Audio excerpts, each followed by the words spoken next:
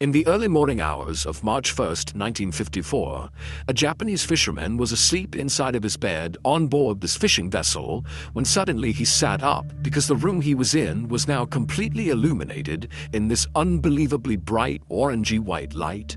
Now, he looked at his watch and saw it was too early for sunrise, and so whatever this light was, it was not the sun. And so this fisherman leapt out of his bed, he ran upstairs to the top deck, and he looked out towards these lights in the sky, and then the lights just vanished. And so for a minute, this fisherman and the rest of the crew were kind of relieved because they're thinking, okay, this seemed bad, whatever it was, but it's gone now. However, they didn't know this yet, but those lights were just the beginning of a 2-week-long nightmare that would go down in history as the first time ever humans experienced this particular horrible thing. But before we get into that story, if you're a fan of the strange, dark, and mysterious delivered in story format, then you've come to the right place because that's all we do, and we upload once a week. So if that's of interest to you, the next time the like button is fast asleep, secretly take their phone and change the language settings to Chao Katongo Mixtech. Also, please subscribe to our channel and turn on all notifications so you don't miss any of our weekly uploads. Okay, let's get into today's story.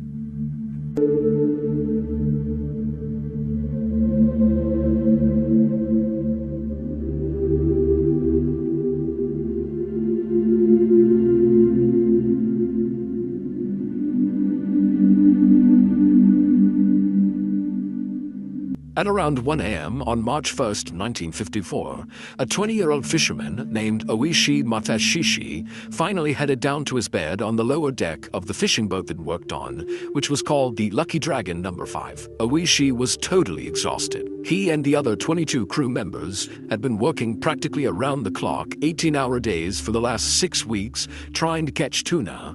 But so far, this trip had really been a disaster. They had gotten stranded on sandbars, there had been these terrible storms that had nearly capsized the boat, and then also they had lost a lot of their fishing lines when they got snagged on coral reefs. And so, as a result, their tuna hauls so far had been devastatingly low.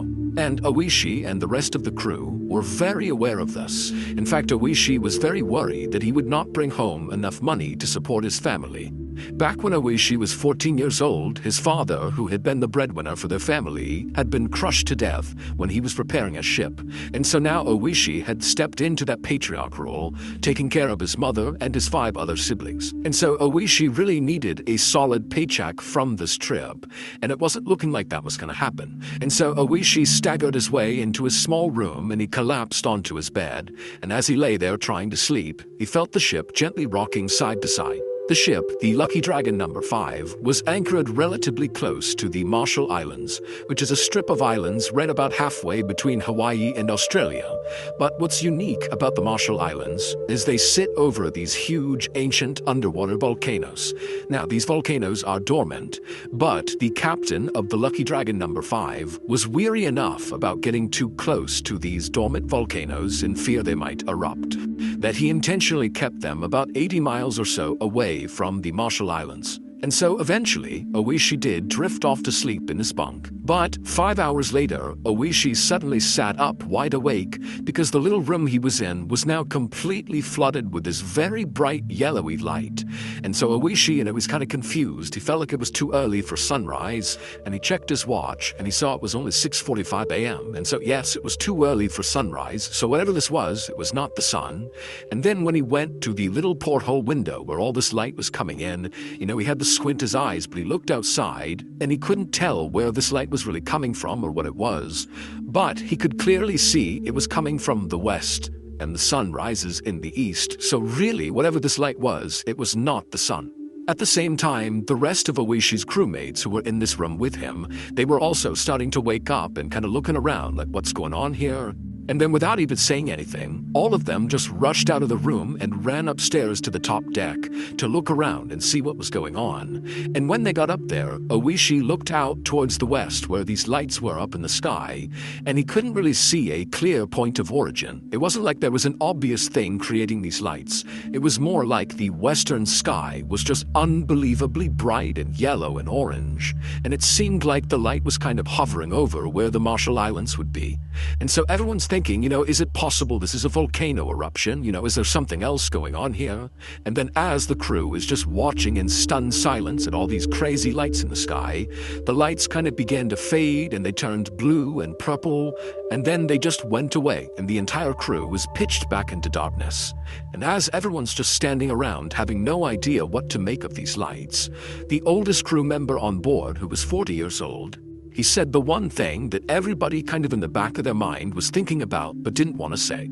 The oldest crew member just said, atomic bomb. Just 9 years earlier, the United States had dropped 2 atomic bombs on Japan to end World War II. Now, Oishi, who was Japanese, he was 11 years old at the time this happened, and it had a profound impact on his life and his family's lives, his friends. I mean, anybody who was alive when this happened. It changed everything. But as Oishi and the rest of his crew are kind of staring out to the west, which was all dark at this point, Oishi thought, there's no way this could have been an atomic bomb. Number one, World War II is over, so there's no reason a bomb would get dropped again. And 2, when those atomic bombs were dropped on Japan 9 years earlier, it vaporized basically everything and everyone in its path. And so for them to be this close to these huge lights, if that were an atomic bomb, wouldn't they too be vaporized? Like they would not be able to see that and live. And so Oishi began to tell himself, okay, it probably was not a volcano eruption. It probably was not an atomic bomb. I don't know what it was, but we're okay. And while many of the other people on board the ship felt the same way Oishi did, very quickly the call came out amongst the crew to just go ahead and bring in the lines right now. We don't know what these lights were, but we need to head back to port back in Yaizu, Japan. And so quickly, Oishi and the rest of the crew got to work pulling these lines in and prepping the boat to head back to port. And then at some point after Oishi had done what he was supposed to do, he began walking his way down below to the galley to get some food. But when Oishi was about halfway, he suddenly heard this deafening explosion outside coming from the west where these lights had been, and immediately Oishi just jumped onto the ground, covering his head, thinking that was going to protect him. And as he's laying there listening to this unbelievable exploding sound, he's thinking, oh my gosh, one of those volcanoes under the Marshall Islands has indeed erupted. That's what's happening. And any minute now, a giant tsunami wave from this eruption is going to flip us over. We're going to get killed here. And so Oishi, as this massive exploding sound is going on, he jumps to his feet, he runs upstairs, and he finds the majority of the crew that was still up there had jumped to the ground, and they were just kind of protecting themselves. A couple braver crew members had stood up and were kind of looking out towards the west to see if they could see what was going on, but there were no lights now. It was just these crazy loud exploding sounds coming from the west. And then suddenly all the sounds stopped, and Oishi and the crew at that point braced for what they believed was this inevitable tsunami wave that was going to hit them. But the weird thing is after the exploding sound stopped, everything was totally calm. In fact, Oishi glanced over the edge of the boat and he saw the water was totally placid, more calm than normal. And after a few more minutes went by and no massive tsunami wiped them all out, the crew was like, what's going on here?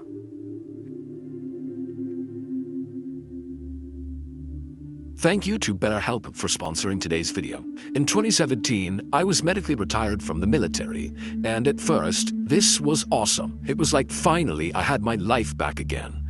However, not long after becoming a civilian again, I started becoming restless, and before long, it was like everyone and everything around me just totally annoyed me for really no reason. And over time, this caused a lot of problems because nobody wanted to be around me. And the way I handled this was by isolating myself. Luckily, my wife saw what was happening to me and she encouraged me to go speak to a therapist, and I would. And honestly, it changed my life. My therapist told me the reason I was acting the way that I was is because I was really struggling to transition to civilian life, and also there was some serious trauma surrounding a near-death experience I had when I was in the military that I had not really come to terms with, and that was kind of bubbling up to the surface as well. And while it was kind of jarring to hear this from my therapist, once I was given this diagnosis, I was actually able to treat the symptoms and I got better. Now, therapy is not a one-size-fits-all solution.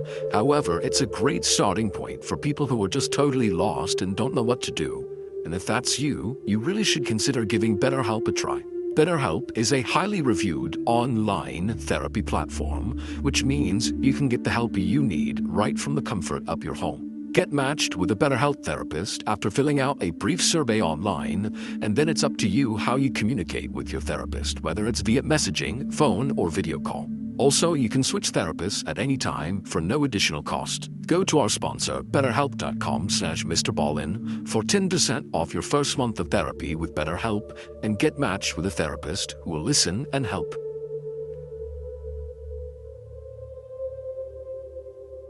And so as Oishi and the rest of the terrified crew on deck began exchanging wild theories about what these lights and these sounds could have been, ranging from, again, the volcano, or maybe an atomic bomb, or some said maybe an asteroid hit the Earth, and as they're doing that, the ship captain called out again, "Hey, finish pulling in the lines. We need to get out of here right now. We don't know what that was. We don't know what's coming next. We gotta go." Now, for reference, pulling in these lines was not as simple as it sounded. It was kind of a long and complicated process, and so Oishi and the rest of the crew, they began doing their best to pull these lines in as quickly as they could. But when the sun finally rose in the east, the crew on board the Lucky Dragon number 5, as they looked out towards the west, towards the Marshall Islands, they began to notice these weird gray clouds forming over these islands. And as the crew began to talk about these strange-looking clouds, they noticed that despite the wind blowing from east to west, these clouds, these weird clouds over the islands, were actually making their way towards them. Basically, they were moving against the wind, which made no sense. And so as these clouds got closer and closer, the ship captain was screaming at Oishi and the others to hurry up, get these lines in, we gotta go, we don't want to wait for this cloud.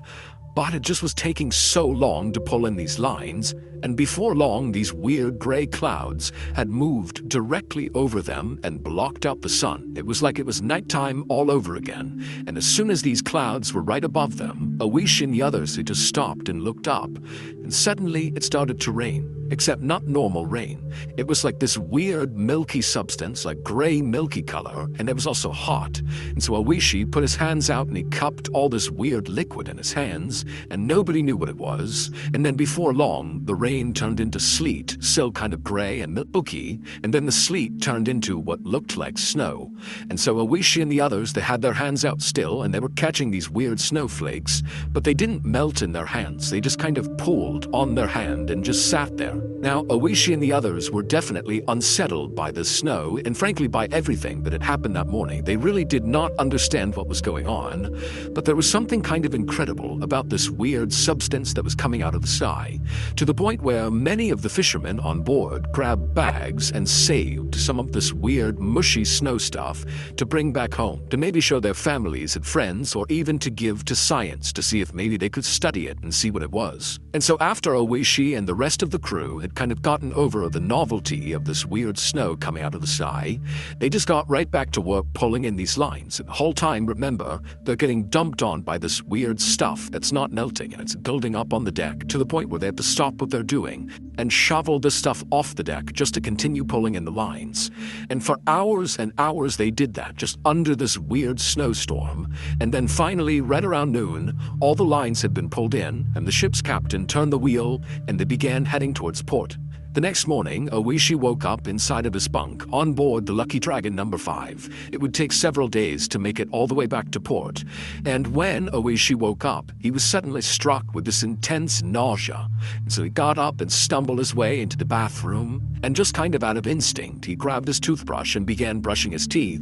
And as he did this, he had this weird feeling that his teeth felt like they were loose, that if he brushed too hard with his toothbrush, that he could knock his teeth clear out of his jaw. And then when Oishi spit into the sink, he saw there was all this blood. And so Oishi began to panic, and he opened up his mouth and he stared in the mirror to see if maybe he had lost some teeth, but his teeth looked okay. But again, everything felt wrong, and he felt so sick. And so Oishi, he left the bathroom and went upstairs to the top deck. And when he got up there, he saw many of the other members of the crew, and they looked terrible. Their skin was a weird gray color, and some of them had blisters all over their skin. And so to Oishi and to the other crew members, it now seemed kind of obvious that whatever was coming out of the sky, that weird milky substance and that weird snow that didn't melt, clearly it must be toxic in some way, or maybe it's led to some horrible allergic reaction, and so Oishi and the others began referring to the stuff that came out of the sky as death ash, and the fishermen who had gathered up a lot of this death ash into bags to bring back home were now too scared to even touch the bags. Like, they wanted to take the bags and dump the contents overboard, but the fear of interacting with that weird death ash was too much, and so there were these bags kind of draped all over the ship that nobody went near that contained the stuff. And over the next few days that the Lucky Dragon No. 5 continued its journey towards port, Oishi and the rest of the crew members continued to get sicker and sicker. In fact, on one day, Oishi was outside unfurling one of the sails, and as he was hoisting this rope, he noticed the rope was covered in blood, and then when he looked at his hands, he realized it was because his hands were basically disintegrating as he was touching the rope, like his skin was just falling apart. And then, in addition to his skin falling off, Oishi's hair began falling out in huge clumps, and he was not alone. Many of the other crew members on board Lucky Dragon No. 5 had the same things going on. It was like everybody was just totally deteriorating, and they all knew it had to be connected to whatever the heck they had heard and seen when there was that explosion in the lights and the stuff raining out of the sky. They didn't know what it was, but it could not be a coincidence. That happened, and now this was happening to them. And so finally, on March 14th, the crew of the Lucky Dragon No. 5 pulled into port in Yaizu, Japan, and as they got off, they made this interesting decision to not tell anyone what happened to them. They all had this fear that, if it got out, the people knew what happened to them, that somehow they'd get in trouble. And so they all decided they would treat whatever was happening to them, but they would do it kind of secretly. And so Oishi, as soon as he left the boat, he went straight to the doctor's office, and as best as he could, he tried to kind of discreetly tell the doctor what had happened during this fishing trip. And then he showed the doctor all these lesions on his skin and the bald spots and the fact that he was so sick and that his teeth felt loose. And the doctor's like, I had no idea what's wrong with you. And so all he did was prescribe Oishi some zinc ointment to put on all of these blisters and lesions on his skin. And he told Oishi that, this should work, it should clear everything up, and you should be okay, but, come back if this ointment doesn't work. A few hours later, a woman was inside of her home in the port city of Yaizu, right near where the Lucky Dragon No. 5 had docked, when she heard a knock on her front door. And so she put her broom up against the wall, she walked to the front door, she opened it up, and standing right outside was this horrible-looking man who had gray skin and lesions all over him and all these bald spots, and he was smiling, and his teeth were all red like there was blood all over his teeth. And for a second, she thought about slamming the door, but then she looked more closely and she realized it was her neighbor, Oishi. As soon as she realized this, she said, Oishi, what happened to you? And he just kind of shrugged his shoulders like he didn't have a way to explain all of this. And then he held out a small gray package and he just said, here's some extra fish that we caught on the last fishing trip I was on. I just wanted to give it to you. And the woman, who is still totally caught off guard by how terrible Oishi looked, she just turned and pointed at her kitchen table, telling Oishi to put the fish on the table. And so Oishi came inside and limped his way into the kitchen and put the package down. And then when he turned to leave, the woman stopped him and she said, Oishi, tell me what's going on here. You look horrible. You have all these bloody bandages on you. Was there a fire on the boat? Was there some sort of accident? Tell me. And so Oishi, he looked down for a second and then he looked back at her and said, I'm sorry, I can't tell you. Because again, remember, Oishi and the rest of the crew had decided they were not going to share details of what happened. And so this woman, who really liked Oishi and wanted to make sure he was okay, she just said, okay, you aren't going to tell me about it, but here, have a seat, we'll catch up about other things. And so Oishi, he nodded and took a seat inside the living room. And as he sat there, the woman went into the kitchen and she got a cup of water. She brought it back and she handed it to him. And Oishi, he took the cup with a trembling hand and he sat there drinking his water, just looking so terrible. And the woman, she really didn't know what to say. She did not understand at all what was happening. But she could tell, Oishi does not want to talk about it. And so to kind of break up the silence, she just began talking about stuff she had heard on the news. And the big news story that everybody was talking about was the science experiment that was done out near the Marshall Islands. And when this woman talked about a science experiment and the Marshall Islands, Oishi dropped his glass and it shattered on the ground, and he just stared at this woman with a look of absolute terror on his face. And at this point, Oishi decided he was not going to keep his story secret anymore. And so he told his neighbor what had happened out on the water, the explosions, the lights, the rain, the snow, all of it. And after he did, the woman became terrified outside and said, "Get out of my house, go, go, go." And so Oishi, he got up and he kind of ran out of the house, not really sure what was going on. And then the woman, after Oishi was gone, she turned and she realized the package of fish that Oishi had left was sitting inside of her kitchen. And so she screamed and she too ran out the door. Over the next few days, more and more of the fishermen from the Lucky Dragon number 5 began to talk about what had happened out on the water. And as those stories began to circulate, they began to make the news all over the world. And as this happened, fish markets all over Japan had to shut down and destroy thousands and thousands of pounds of fish in fear that it might have come from the Lucky Dragon number 5. And the reason why everybody was so scared of coming in contact with anything that had been on board the Lucky Dragon, whether it was the fish or the people, is because on March 1st, 1954, when Oishi was suddenly woken up by the bright light outside coming from the west, and then there was that loud explosion, and then the cloud and the rain and the snow, all of that was not a volcano. It was not an atomic bomb. It was not a meteorite. It was not a fire. It was that science experiment that was talked about on the news. The US military was testing a brand new weapon that is quite possibly the most lethal weapon ever made. It's called a hydrogen bomb. And for reference, hydrogen bombs are 1,000 times more powerful than atomic bombs. Now, they detonated this hydrogen bomb far away from all of civilization. However, the Lucky Dragon number 5 was just close enough to this explosion that the crew on board the ship became the first humans in history to experience something called fallout, which is when deadly radioactive particles from this explosion get thrown up into the sky from the blast, and then they rain down on you like snow. That weird material they were feeling that they called death ash, that's the fallout. It's all radioactive. And in fact, the actual material itself that was raining down on them was coral reefs. They had basically been liquefied from this hydrogen blast. They got shot up into the sky, and then that's what fell down on them. That's why it wasn't melting, it was coral reefs. And so the reason Oishi and the rest of the crew got so sick and their skin began falling off and their hair began falling off was because of their contact with this fallout, this death ash. And so once they began sharing their story of what happened out there and it began making the news, the crew of the Lucky Dragon was rounded up and sent to a special medical facility where they were quarantined, and unbelievably, only one of them died. He was the oldest crew member who had brought up that maybe the lights they had just seen was an atomic bomb. But even though the rest of the crew survived, they would spend the rest of their lives battling strange diseases and cancers, and many of them would become sterilized, and those that weren't, their children often had birth defects. As for Oishi, he gave up being a fisherman and instead became a dry cleaner, but he wound up spending the bulk of the rest of his life being an anti-bomb advocate and author until his death in 2021, when he would pass away at the age of 87.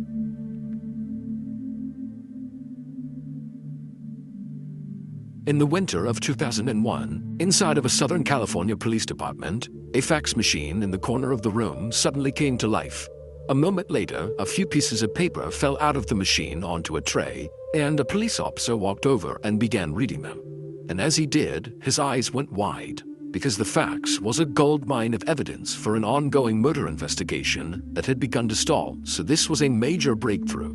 But as other officers rushed over to see the fax for themselves, they all started to feel like something was off about this fax. It just seemed too good to be true. But regardless, the police followed up on the contents of this fax, and sure enough, it did lead them to their killer. However, the killer was not who anyone thought it would be. As the last word fades into silence, the darkness seems to linger a little longer. You look around, but everything seems normal. Or is it? The chill on the air remains, creeping into the corners of your mind, whispering a warning. What if the story isn't truly over? What if the shadows are waiting for you to turn off the lights, to close your eyes, and then they'll reach out to you? Remember, some stories are not just meant to be heard, they come for you. And once they do, they never truly leave. So if you feel a cold shiver crawl down your spine, if the world around you shifts just a little too much, you'll know. The story is still here, watching, waiting. Thank you for staying with us tonight. If you're brave enough, come back again. And until then, be cautious, because some things in the dark should never be left alone. Don't forget to subscribe and turn on notifications. You never know when the next story will find you. Good night.